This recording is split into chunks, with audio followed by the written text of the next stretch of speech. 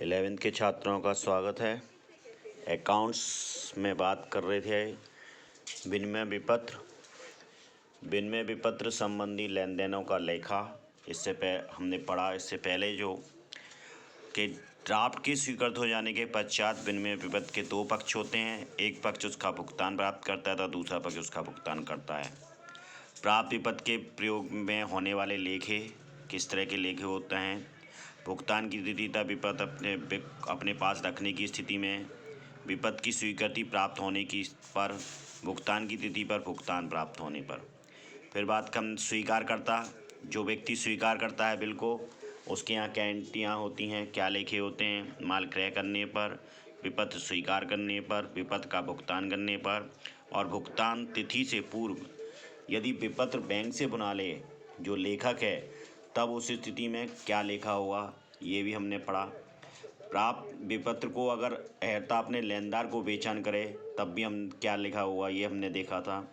इसके बाद प्राप्त विपत्र को भुगतान की तिथि पर संग्रह पर भेजने के लिए भी हमने होने वाले लेखों को जाना था। उसके बाद हमने कुछ उदाहरण करे थे। अब बात करते हैं आज विनिमय विपत्र का तिरस्कृत या अनादरण। यदि विपत्र का स्वीकारकर्ता देय तिथि पर विपत्र का किसी कारणवश भुगतान करने में असमर्थता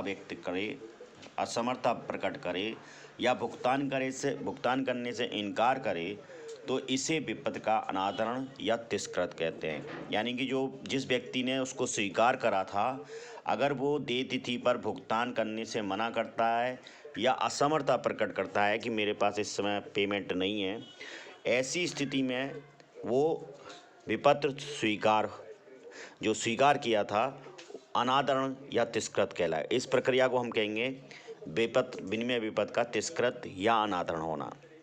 यहाँ पर इसकी एंट्री करना आवश्यक है। क्यों है?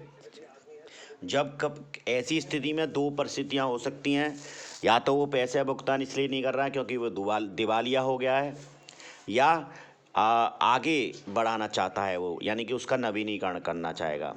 तो दोनों स्थिति में निक्राई व्यय यानी कि उसका लेखा करना आवश्यक होता है। जब कभी स्वीकारकर्ता विपत्र के नवीनीकरण का प्रस्ताव रखता है या स्वीकारकर्ता दिवालिया हो जाता है, तब दोनों दशाओं में विपत्र की तिरस्कृति का लेखा करना आवश्यक होता है। यानी कि अगर हम लेखा नहीं करेंगे तो ऐसी स्थिति में हम उसका भुगतान प्राप्त, दिवालिया की स्थिति में भुगतान प्राप्त नहीं कर पाएंगे या उस विपत्र का दोबारा से नवीनीकरण नहीं कर पाएंगे। तो यहाँ उसका लेखा करना आवश्यक होता है। अब इसमें एक समझते हैं नोटिंग व्यय या निक्राई व्यय जिसे कहते हैं, उसका क्या महत्व है। किसी विपत्र के अनादर हो जाने पर यह आवश्यक तो होता है कि इस अनादरण को एक प्रमाणित रूप दिया जाए ताकि न्यायालय की सहायता से स्वीकारकर्ता से भुगतान प्राप्त किया जा सके। यानी कि न्यायालय की शरण में जाया जा सकते, उसके लिए आपको इस अनादर करने के लिए अनादरण को एक प्रमाणित रूप देना आवश्यक होता है। तो अब ये प्रमाणित कैसे किया जाता है ये समझते हैं। अनादरण को प्रमाणित करने का कार्य सरकारी अधिकारी करता है, जिसे हम नोटरी पब्लिक कहते हैं। सामान्यतः यह वकील होता है। यह स्वीकारकर्ता के पास विपत्र को पुनः भुगतान के लिए प्रस्तुत करता है और उसके भुगतान न करने की स्थिति में विपत्र की पीठ पर उसके अनादरण का कारण लिखकर अपने हस्ताक्षर एवं मोहर करके लेखक या धारक को लौटा देता है। यानी कि जो लेखक और धारक था, जिसके पास वो था, उसको लौटा देता है। इस कार्य के लिए वह कुछ फीस लेता है, जिसे हम नोटिंग या आलोकन या निक्राई व्यय कहते हैं। यानी कि जो बिल होता है, जिसके पास स्वीकारकर्ता के पास जो बिल रिसीवेबल होता है, बीआर होता है, उसकी पहले वो क्या करता है, नोटरी पब्लिक उस व्यक्ति के पास, स्वीकारकर्ता के पास एक बार पुनः भुगतान के लिए प्रस्तुत करता है। लेकिन तब भी अगर वो भुगतान करने से मना कर देता है तो ऐसी स्थिति में जो नोटरी पब्लिक होता है वह उसके विपत्र की पीठ पर कारण सहित उसका अनादरण होने का कारण सहित लिखकर अपने हस्ताक्षर कर देता है। और और इसलिए इस बात के लिए वो कुछ फीस लेखक से या जिसके पास वो बिल होता है उससे प्राप्त करता है। उसी को हम कहते हैं निकराई व्यय या नोटिंग व्यय। निकराई व्यय का अंतिम भार स्वीकारकर्ता पर ही पड़ता है, क्योंकि ऐसे व्यय उसकी गलती के कारण ही होते हैं। तो ये जो निकराई व्यय होते हैं अंततः कहाँ से वसूल दिए जाते हैं? स्वीकारकर्ता से ही वसूले जाते हैं। जब वो नवीनीकरण कराएगा या उसका दिवालिया में से पैसे वसूल होगा तब वो निकराई व्यय जोड़कर उसमें दिखाया जाता है। अनादरण होने पर विपत्र निम्नलिखित में किसी एक व्यक्ति के पास यानी कि धारक के हो सकता है, कोई एक व्यक्ति उसका धारक हो सकता है, स्वयं लेखक के पास हो यानी कि जो ड्यू डेट है उसके तब तक वो लेखक के पास हो, या बैंक के पास हो यानी वो लेखक ने बैंक से बना लिया हो तो ऐसी स्थिति में वो बैंक के पास होगा। तीसरी स्थिति है पृष्ठांकित या बेचान पात्र के पास, यानी कि तीसरी जो या फिर वो बेचान जिसको बेचान किया गया उसके पास हो सकता है। तो ऐसी स्थिति में जब बिल विपत्र के अनादरण होने पर होने वाली प्रविष्टियाँ आप समझते हैं, जब विपत्र की अनादरण होता है तब होने वाली प्रविष्टियाँ क्या होंगी।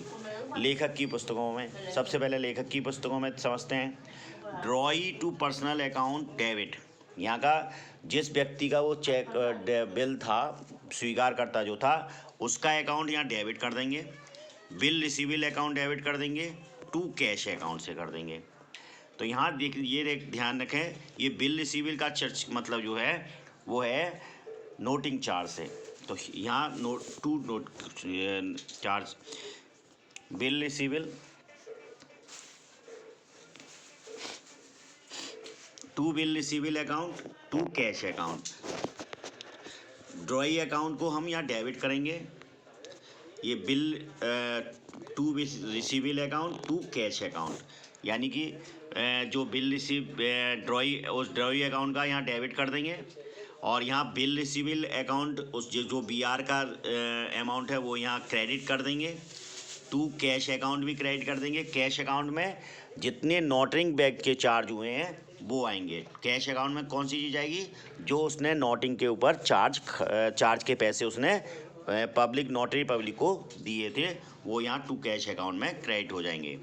तो और इसकी बनेगा narration, being bill dishonoured and noting charge paid in cash, cash में उसे पेड किया गया। अब बात करते हैं स्वीकारकर्ता की पुस्तकों में, जो जिसने बिल स्वीकार करा था कि उसके यहाँ क्या एंट्री होगी।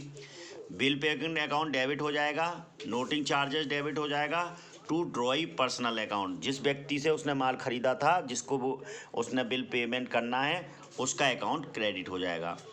तो जो नोटिंग चार्ज है वो इसके यहाँ खर्चे के रूप में इसे पेड करने पड़ेंगे, तो इसलिए नोटिंग चार्ज को हमने यहाँ डेबिट कर दिया। और नरेशन बनेगा being bill dishonoured and noting charge due. अब एक एग्जाम्पल से इसे समझते हैं।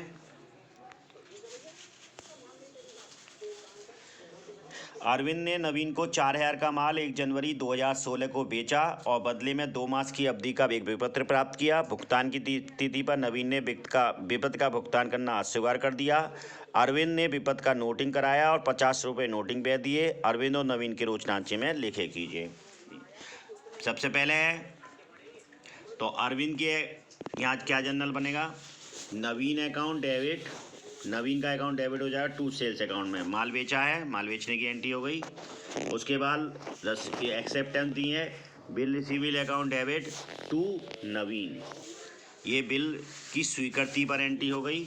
इसके बाद जब तिरस्कृत होगा तो नवीन डेबिट हो जाएगा, नवीन को डेबिट कर देंगे और बिल रिसीवेबल अकाउंट और टू कैश अकाउंट को क्रेडिट कर देंगे। तो 4000 रुपये का ये बिल था, 50 रुपये की नोटिंग चार्ज खर्च हुए, इस तरह नवीन को 4050 रुपये से डेबिट कर दिया गया। ये तो था अरविंद के यहाँ जिसने माल बेचा था, यानी कि जिसने स्वीकृति प्राप्त की थी। अब बात करते हैं नवीन के यहाँ जिसने स्वीकृति दी थी, उसके यहाँ क्या जनरल एंट्री बनेगी। सबसे पहले परचेज करने की एंट्री बनेगी, purchase account debit to Arvind 4000 रुपये for goods purchase on credit. फिर उसके बाद अरविंद को जब एक्सेप्टेंस दी होगी तब Arvind debit to bill payable account for acceptance given. इसके बाद जब ड्यू डेट पर जब वो उसका बिल तिरस्कृत हुआ तब ऐसी स्थिति में bill receivable payable account debit हो जाएगा, नोटिंग चार्जेस डेबिट हो जाएगा टू अरविंद का। यानी कि बिल का पेबल का जो वो था वो वापस लौट कर उसके पास आ गया होगा।